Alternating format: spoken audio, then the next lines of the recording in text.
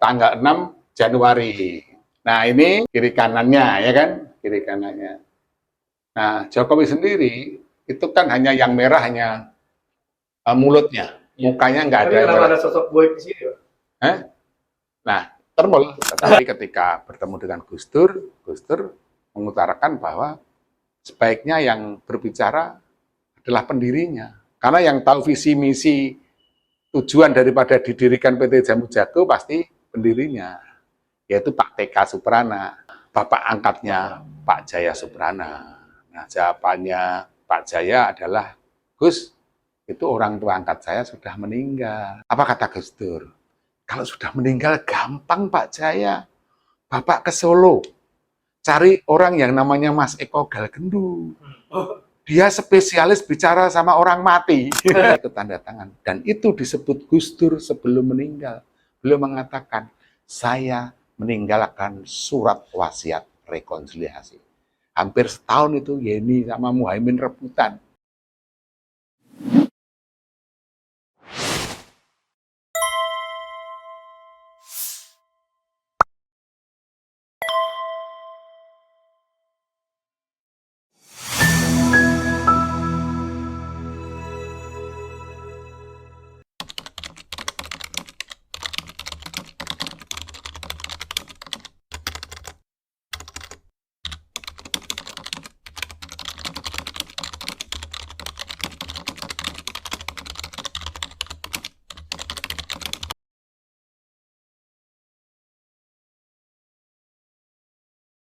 Nah, kita memberi penghargaan pada beliau, dan anehnya beliau itu mau saya pakaikan sendiri. Gubernur aja, menteri kemaikan dia nggak mau gitu. Nah, disitulah sebenarnya juga kita bicara masalah hak wilayah tanah beliau yang nanti kemudian dipakai. Makanya ada beberapa tokoh yang mengatakan bahwa semestinya rencana perpindahan ibu kota itu melibatkan tentang sejarah, filosofi sejarah. Kenapa ibu kota dari Kalimantan, Jalan Pulau Murawarman, terus kemudian punya anak 3.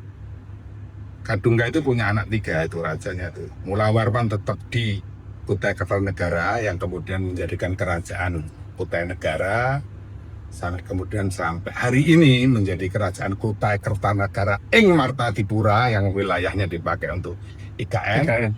Yang satu putra yang satunya kemudian menurunkan kerajaan Sailendra yaitu Aditya Warman, terus putra satunya ke Jawa yaitu Nawarman yang di kerajaannya sekitar daerah apa namanya Kerawang, di sekitar situ. Selanjutnya abad ke-6 yang di Sumatera itu menghadirkan yang namanya Universitas Nalanda, itu menjadi universitas nomor 1 di dunia saat itu. Nomor 1 di dunia, terus menjadi literasinya banyak Universitas Nalanda ini, karena banyak maupun para biku-biku dari berbagai negara dunia belajar di Universitas Nalanda tersebut, begitu.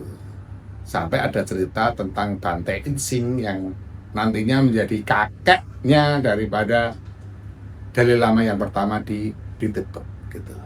Tetapi Wangsa Sailendra akhirnya tetap kemudian menghadirkan yang namanya mahkota kerajaannya, mahkota candi, mahkotanya itu menjadi mahkota Nusantara di tanah Jawa. Maka hadirlah yang namanya Candi Borobudur. Nah, di sini kenapa sewaktu kerajaan itu berdiri dan besar di bumi tanah Sumatera, menghadirkan puncak kejayaannya di tanah Pulau Jawa. Habis itu terjadi perubahan besar. Jawa mulai mengalami suatu perkembangan yang kemudian luar biasa. Dari Candi Borobudur merupakan kejayaan yang rajanya berlatar belakang agama Buddha, kemudian Candi Prambanan yang pemimpinnya rajanya berlatar agama Hindu, tetapi mereka tetap adalah bangsa Indonesia. Jadi Candi Borobudur, Candi Prambanan itu karya bangsa Indonesia, karya bangsa kita. Yang berbeda adalah pemimpinnya saat itu agamanya tidak kemudian memakai agama yang sekarang ini banyak dianut oleh pemimpin kita, yaitu Islam. ada dicari Borobudur, Prambanan, ada peristiwa gempa atau apa kita nggak tahu, dan ada peristiwa politik juga. Akhirnya mulai sebagian memindahkan kerajaan di Jawa Timur. Kemudian hadirlah yang namanya kerajaan Kediri, kerajaan Singasari, gitu. Tetapi pada saat itu pemimpinnya belum mampu menyatukan kekuatan pemimpin agama-agama. Sampai kemudian hadirlah kerajaan Majapahit yang kemudian rajanya mampu menyatukan kekuatan pemimpinan. Kemudian mereka memiliki konsep negara kertagama yang artinya negara yang kuat sistem pemerintahnya, tata tentram Kertaharja dengan Mahapatihnya yang bersumpah palapa untuk kemudian berhasil menyatukan Nusantara. Jadi kuncinya adalah bagaimana pemimpin bisa menyatukan kekuatan politik, kekuatan agama, kekuatan adat, tradisi, kebudayaan, semua stakeholder bangsa ini harus kemudian dipersatukan untuk mencapai kejayaannya. Dan bandingkan dengan negara-negara yang lain, baru perang saudara 25 tahun lemah, 50 tahun lemah, kita 200 tahun. Maka jangan sampai kita tercerai-berai. Jangan sampai kita kemudian bisa jatuh domba. Kita harus tetap kemudian bersatu. Itulah kunci utama daripada bangkitnya bangsa dan negara ini. Kalau ada pemimpin yang bisa menyatukan kita semua. Ini sebenarnya menarik, gitu. Jadi ini bukan kita yang lukis, tapi teman namanya Yayan HS. Dia muridnya W.S. Rendra. Dia melukis ini pada tahun 2015 gitu. Nah, karena saya itu dipandang menurut dia sosok Semar, maka lukisannya diberikan ke kita. Nah, yang menarik di lukisan ini adalah satu gambar Semar yang di pojok istana, ya kan ini istana, dan itu gambar siapa tuh? Yang suka diwayang. Ya, tuh. Mirip siapa? Siapa ya? Tuh. Mirip seseorang yang di istana.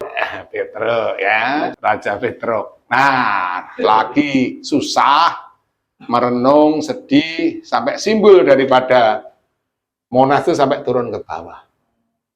Nah, ini merah, mungkin artinya darah, dan di ujung itu ada simbol daripada COVID 2015. Covid setelahnya. COVID 2019 ya 19 2020. Bisa dikatakan COVID dari mana ya? Nah, itu kan bentuk daripada COVID kan seperti itu. Ketika di mikroskop itu kan bentuknya kan seperti itu. Untuk virusnya. Iya, bentuk virusnya kan seperti itu. Ya pasti karena ini lukisan spiritual, dia bukan pelukis sebenarnya, tapi dia mendapatkan suatu inspirasi, terus kemudian membuat gambar ini dan diberikan kepada kita. Nah, yang menarik juga ini nih, oleh Pak Yayan sama 2016. Coba lihat gambarnya, apa yang Mas berdua pahami atau tafsir. Ini kayaknya ada di suatu persidangan, ya. Dibuat pada tahun 2016. Karena ini lukisan spiritual, terjadinya mungkin Oh, Jokowi diadili. Hah? Ini kan bisa dibilang masa depannya mungkin. Jokowi diadili oleh siapa? Itu simbol hakimnya. Semar. Semar itu simbol sebenarnya rakyat ya. Dihakimi oleh Dilukis ini rakyat. di tahun 2016 bulan Juni. Tanggal 6 Januari. Nah, ini kiri kanannya ya kan? Kiri kanannya. Nah, Jokowi sendiri itu kan hanya yang merah hanya mulutnya. Mukanya nggak ada. Tapi kenapa ada sosok Boy di sini, Pak? Nah, termul. Kalau termul, kalau ini pembisi. Oh, gitu. Dan ini ada taringnya semua kan, apa puto-puto semua bertaring semua. Nah, di sampingnya ternyata ada juga pembisi. Laki atau perempuan itu yang di sampingnya? Kalau kita lihat kan sih, Perempuan. Bering nggak? taring. Nah, ada merahnya kan? Iya, merah. Dan dia kayak punya simbol mahkota juga. Jokowi sama kan itu. Jadi ada pembisi juga yang bertaring, tapi tidak seperti ini, taringnya nggak begitu kelihatan, tapi ada pemisi juga Pak Jokowi. Kira-kira siapa? Kira-kira siapa? Saya juga nggak tahu. Berarti bisa dibilang ini gambaran masa depan mungkin. Apa yang kemudian dilukiskan zaman dahulu di tahun 2016 dan sepertinya ini terjadi di sekarang ini ketika Pak Jokowi juga diadili, sebenarnya pengadilan rakyat kan atau masyarakat. Kira-kira ada nggak gambarannya ini kapan terjadi? Emangnya sekarang nggak terjadi, ya terjadi sekarang ini. Ini Pak Jokowi diadili nggak? Iya. Yang salah satu kantor. Nah, dimulai dari ini. Ini ibunya Pak Jokowi, orang tuanya almarhum Eyang Noto. Nah, memang tidak tiap orang itu boleh di zaman Pilpres ya sampai hari ini itu bersama dengan ibu kandungnya, karena simbol yang harus dijaga itu bukan calon presidennya, tapi ibu kandung. Ya itu dijaga dan ini masuk ring keluarga kan begitu. Jadi kami ya beberapa kali meresmikan posko bersama untuk capres Pak Jokowi. Ini Saat pada itu. tahun 2014 Pilpres di yang pertama di Solo. Kita harus Pilpres. Nah, sama saya juga seorang sastrawan gitu dan budayawan. Jadi kalau orang itu minta muri sama Pak Jaya Suprana, Pak Jaya mintanya kepada kita. Gitu. Jadi saat itu Pak Jaya ini menemui Gus Dur, almarhum Gus Dur, karena beliau gundah lah, di mana dia melihat bahwa direksi-direksi PT Jamu Jago, kan beliau itu salah satu pemilik PT Jamu Jago, itu keluar dari visi misi membesarkan perusahaan PT Jamu Jago. Nah, dia konsultasi sama Gus Dur, berharap Gus Dur berkenan untuk memberikan penguatan lah, memotivasi para direksi ini supaya kembali punya visi misi untuk Jamu Jago. Tetapi ketika bertemu dengan Gus Dur mengutarakan bahwa sebaiknya yang berbicara adalah pendirinya. Karena yang tahu visi misi tujuan daripada didirikan PT Jamu Jago pasti pendirinya, yaitu Pak TK Suprana, bapak angkatnya Pak Jaya Suprana. Nah, jawabannya Pak Jaya adalah, Gus, itu orang tua angkat saya sudah meninggal. Apa kata Gus Dur? Kalau sudah meninggal gampang Pak Jaya, Bapak ke Solo, cari orang yang namanya Mas Eko Galgendu. Dia spesialis bicara sama orang mati. Akhirnya lahirlah amanat pepetri TK Suprana. Ini bentuknya isinya adalah tulisan yang merupakan pepetri. Pepetri itu seperti pegangan, pedoman, nasihat yang mesti harus kemudian dipakai. Jadi mulai kata T itu artinya tani. Jadi hidup itu harus menanam. Nah, kalau orang itu dalam hidupnya terus kemudian menanam, dia baru dapat K, itu kuno atau yang lama. Yang lama itu dapat dipakai sebagai arah dasar landasan tujuan hidup. Jadi kalau kita hidupnya selalu kemudian menanam, maka kita akan mendapatkan arah dasar landasan tujuan hidup. Baru arah dasar landasan gitu. Orang bicara tujuan hidup, tetapi sewaktu orang tidak punya dasar landasan tujuan hidup, dia tidak akan kuat. Dia mudah goyah. Karena sebenarnya yang penting itu sebelum kita menentukan arah, maka kita harus punya dulu dasar landasan tujuan hidup kita itu apa. Nah, di situ TK, S itu suni. Jadi kalau orang dia sudah terus berbuat baik, menanam, dia punya arah dasar landasan tujuan hidup, dia baru bisa sunyi, tenang. Tidak ngege mongso, tidak bingung. Nah, banyak sebenarnya orang dianugerahi banyak uang, bahkan jabatan yang tinggi, tapi dia tidak bisa tenang hidupnya. Bingung jabatan ini, amanat ini mau dipakai untuk apa? Caranya bagaimana? Gitu. Kenapa? Karena dia tidak pernah kemudian terus menanamkan perbuatan baik. Maka dia tidak memiliki arah dasar tujuan hidup. Nah, Ini Pak Jaya Suprana. Nah, ini Gus Dur. Jadi Gus Dur itu bersama-sama dengan kita, termasuk dengan almarhum Pakubono XII. Jadi beliau ini Sri Susunan Pakubono XII. Nah, dalam foto ini, Gus Dur mendapatkan gelar penghargaan sebagai KPA, Kanjeng Pangeran Arya, Kyai Haji Abdurrahman Wahid. Itu suatu bentuk penghormatan yang diberikan kepada Kyai Haji Abdurrahman Wahid oleh Sri Susunan Pakubono XII. Nah, kenapa Gus Dur berkenan menerima penghargaan itu? Karena memang Gus Dur itu punya darah biru. Jadi darah biru Gus Dur itu dari darah kerajaan. Maka beliau sering kan mengatakan bahwa beliau itu keturunan Ki Ageng Selo. Terus kemudian Kerajaan di Jakarta. kerajaan di Yogyakarta. Ada darah juga dia di Majapahit, ada Demak, begitulah. Dia jalur ibu, jalur perempuan, Gus Dur itu. Jadi darah birunya karena darah kerajaan jalur perempuan. Maka dia disebut Gus. Kalau jalur ayah, Raden, Kanjeng. Jadi sebutan Gus itu yang pertama kali yang mendapatkan adalah Gus Dur. Karena darah biru dari kerajaan. Lah, sekarang salah kaprah. Apa yang salah menjadi benar sewaktu kemudian pemahamannya berubah.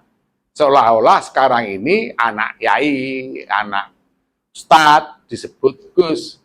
Padahal tidak ada yang namanya darah biru dari kiai, dari biru pasti dari raja. Nah, ini Sri Susunan Pakubono XII. Beliau mendapatkan gelar Bapak Spiritual Perdamaian Dunia di tahun 2004. Nah, memang waktu foto ini itu ada hal yang menarik. Apa? Seharusnya tangan saya yang di bawah, tapi beliau mengambil posisi tangan ke bawah. Kedua, harusnya tangan saya yang berangsur ke depan memanjang, tetapi tangan beliau yang kemudian memanjang. Dan senyumnya itu terbuka sekali, artinya ada kebahagiaan lahir batin ketika kita bertemu. Nah, kami bersama-sama itu di sebuah perkumpulan yang namanya Gerakan Moral Rekonsiliasi Indonesia, yang akta notarisnya ditandatangani oleh Kyai Haji Abdurrahman Wahid, sampean dalem ingkang sinuwun Kanjeng Sunan Pakubono XII, adalah Ki Muhammad Habib Dirsin, Biku Sri Panyaparo Mahatera, Cokordi Gede Agung Suyase, dan saya sendiri. Dan itu surat itu ada di kita. Apa? Surat rekonsiliasi bangsa dan negara Indonesia. Kita ikut tanda tangan. Dan itu disebut Gus Dur sebelum meninggal. Beliau mengatakan, saya meninggalkan surat wasiat rekonsiliasi. Hampir setahun itu Yeni sama Muhaimin rebutan.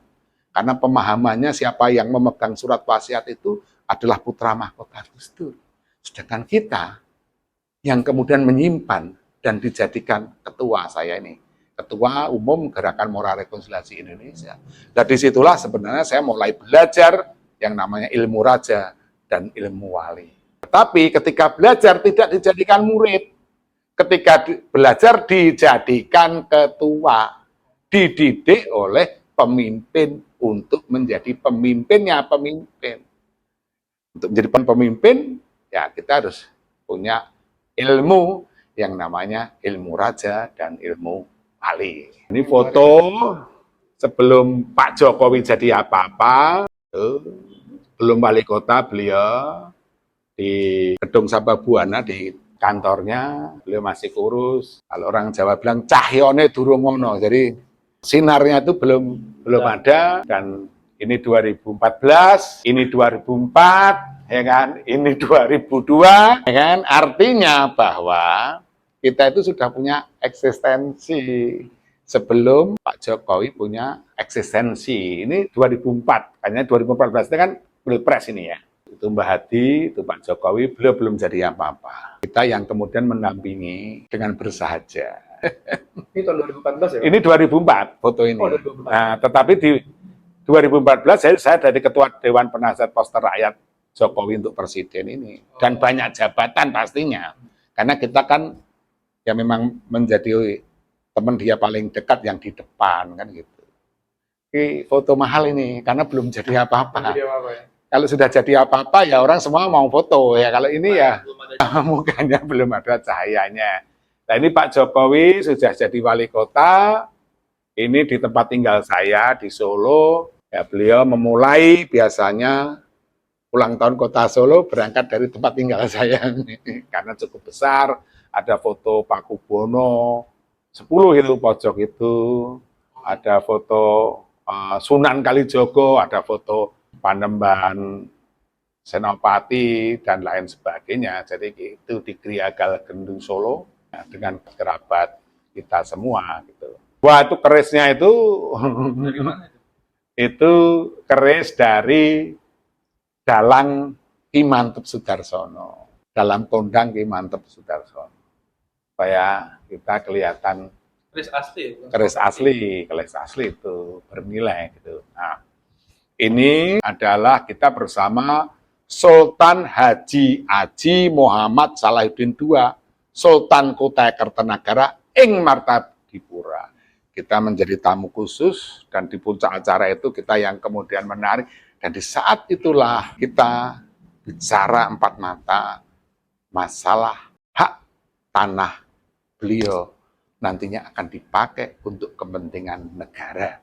Ini tahun 2016 saya mengetuk hati beliau supaya berkenan. Baru kemudian 2019 ada keputusan presiden bahwa IKN ditempatkan di tanah hak wilayah adat daripada Kasultanan Kutai Kertanegara ing Martadipura. Tapi tadi mungkin karena kita tidak dilibatkan, jadi dasar nilai filosofi pemahaman pemindahan ibu kota kerajaan, Pak Jokowi belum paham secara keseluruhan, kepentingannya hanya kepentingan politik, takut Jawa ini kemudian tenggelam, nanti ada demo, banjir bagaimana, ini kan sangat sederhana ya.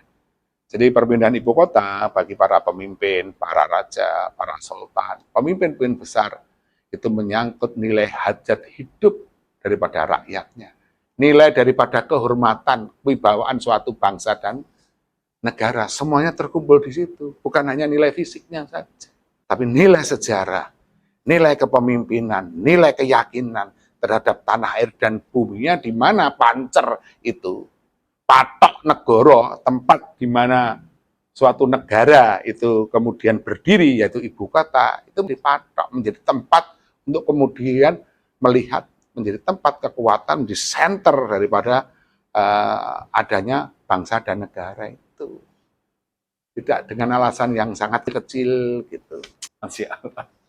Nah ini Gerakan Moral Rekonsiliasi Indonesia 2014, saya sebagai Ketua Umum, ada Yai Haji Salahuddin Wahid almarhum, ada Pak Habib Jirsin, ada almarhum Pangeran Jati Kusumah, ada Bante Damasuma-Taira, ada Pak Bianti, ada almarhum Ida Dwalitianyar, ini adalah pemimpin agama-agama yang ada di Gerakan Moral Rekonsiliasi Indonesia. Gus Solah mengganti Gus Dur, dan ini untuk mendukung Pak Jokowi jadi presiden 2014. Jadi kita ini tidak sendiri. Karena kita ini Ketua Umum GMRI, ya kan, didirikan oleh Gus Dur dan Raja Besar di Republik ini, maka kita punya suatu kekuatan untuk menggerakkan mereka. Jadi siapa yang sebenarnya dimanfaatkan Pak Jokowi untuk menjadi presiden? Gitu. Merasa dimanfaatkan dengan Pak Jokowi. Tuh, tidak seperti itu. Jadi supaya orang bisa membedakan sebenarnya kita ini orangnya Jokowi atau Pak Jokowi sebenarnya dulu orang kita. Karena kemudian akhirnya dari wali kota, kemudian gubernur presiden, dia harus melepaskan baju. Bahwa saya bukan orangnya Eko Galgendo. Karena dia ketakut matahari kembar. Tapi dia lupa bahwa saya ini lebih ke spiritual. Dia lupa, dan dia lupa juga. Dia belum mengenal ilmu raja dan ilmu wali. Ketika jadi presiden tidak punya ilmu raja dan ilmu wali, bingung harus apa. Itu yang paling atas adalah almarhum Sultan Mudafarsah. Beliau di DPD MPR RI. Tengah adalah Hidayat Nur Wahid, itu berkunjung ke tempat kita, terus kemudian Biku Dhamma Subuh Mahetera. Nah ini yang spesial adalah Kardinal Ignatius Suara PR. Beliau memberikan tugas khusus kepada kita untuk peran seluruh bangsa. Maka sewaktu sekarang ini negara lagi menghadapi suatu permasalahan besar, pasti kita terketuk hatinya, karena juga mendapatkan tugas khusus yang kemudian ditulis oleh tangan, dan alhamdulillah kita bisa kemudian keluar di media, mendapatkan hati, mendapatkan tempat, khususnya timnya Profesor Refli Harun. Ini suatu kehormatan bagi kita, kan gitu. Nah, hubungan saya dengan beliau dengan Kardinal sudah hampir 30 tahun. Dan kami bersama-sama punya forum, namanya Forum Peduli Indonesia Damai. Ini cukup penting, gitu. Forum ini adalah forum pemimpin agama dan pemimpin spiritual. Yang pertama adalah Dr. Kiai Haji Marsudi Suhud, pimpinan agama Islam, Wakil Ketua Umum MUI. Kedua adalah Profesor Dr. Kiai Haji Abdul Mukti, wakil dari Muhammadiyah. Beliau sekarang adalah Menteri Pendidikan. Yang ketiga adalah Kardinal Monsinyur Ignatius Suharyo, beliau adalah Kardinal di Indonesia, pemimpin Keuskupan Agung Jakarta, pemimpin agama Katolik. Pendeta Kumar Guttom adalah pemimpin agama Kristen, pendeta dia. Kelima adalah Mayor Jenderal Purna Wisnu Bhawatanaya, dia adalah pimpinan agama Hindu, dia Ketua Umum Parisada Hindu Dharma Indonesia. Yang keenam adalah Profesor Philip Kawijaya, beliau adalah pemimpin agama Buddha yang kebetulan juga Ketua Umum daripada Permai Budi. Selanjutnya adalah Haksu Budi Tanuwibowo, pemimpin agama Konghucu di Indonesia. Dan terakhir adalah Sri Eko Srianto Galgendu yang disepakati tanda tangan sebagai pemimpin spiritual Nusantara. Sah, ditandatangani oleh semua pemimpin lembaga agama. De facto, nilai pengakuan kan gitu. Nah, di sini ini foto ini juga tidak lazim ya, karena kedekatan secara pribadi. Ini ada Pak Endang Pak Ganap yang nanti bintang 3, Endang Sodik, Pak Darsono, ini sineis itu nanti bintang 3, di tengah kita. Di tengah bintang 2. Ini kayak kepercayaan beliau-beliau kepada kita. Ini dalam rangka bela negara dengan teman-teman, ini staf ahli Menhan, gitu. Staf ahli Menteri Pertahanan, kami bersama-sama di situ. Kalau ini adalah Jaya Suprana. Iya, Jaya Suprana. Kita narasumber beberapa kali dari Pak Jaya Suprana. Pak Jaya Suprana itu menjadikan kita beberapa kali narasumber, itu ada satu alasan. Jadi beliau itu kan punya keahlian kleremologi, sehingga dengan kecerdasan berpikir dan kemudian mengarahkan, beliau sudah bisa memotong setiap pembicaraan dan bisa membaca, karena narasumber mau kemudian berbicara apa, dia potong, diarahkan. Tetapi sewaktu bertemu dengan kita menjadi narasumbernya, beliau kesulitan untuk motong, sehingga penasaran sampai kemudian menghadirkan kita lagi, kan gitu. Karena ilmu kleremologinya nggak bisa berjalan, dia tidak bisa menerka Pak Eko Galgendu itu mau bicara apa, dia pikir mau ke kanan, ke kiri, dia mau potong kiri ke atas, mau potong atas ke bawah, ke samping gitu. Nah, inilah sebenarnya kecerdasan spiritual, kecerdasan hati, kecerdasan jiwa, kecerdasan batin, kekuatan jiwa, kekuatan batin. Selama ini kita hanya memakai ini, tidak memakai ini.